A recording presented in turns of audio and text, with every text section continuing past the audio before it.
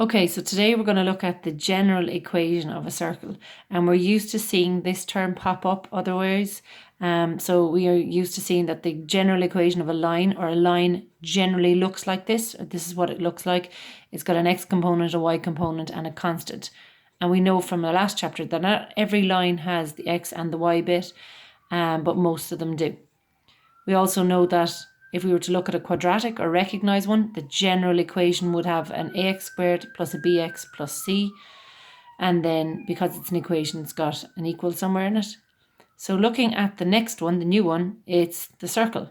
So it's not going to be something that we have to remember, because when you go to your formula book, you can see there, if you're given that equation, so if it's in that form, we can get the centre and the radius from it. So just to see that a bit better, the centre, if the equation is given to you in the general form, the centre is change sign and half the coefficient of the x.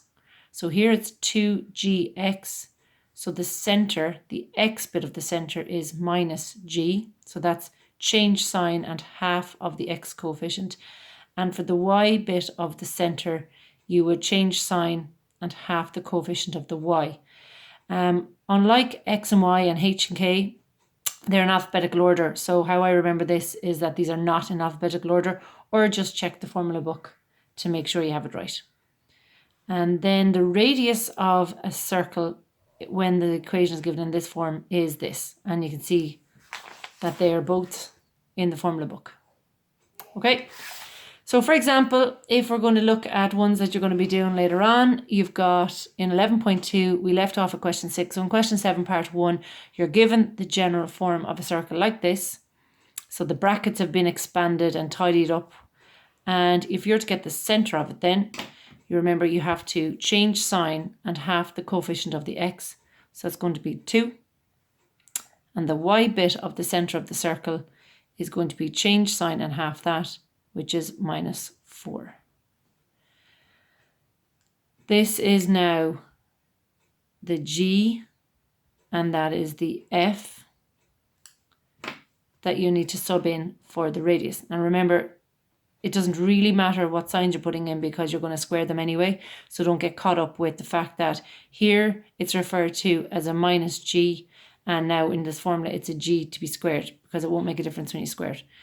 So we can put in a minus 2, because that's what G would be, and square it. And you can put in a 4 and square it.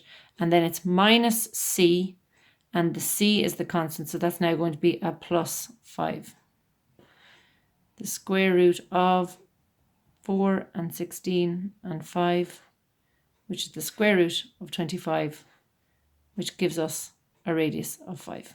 So the radius of the circle is 5.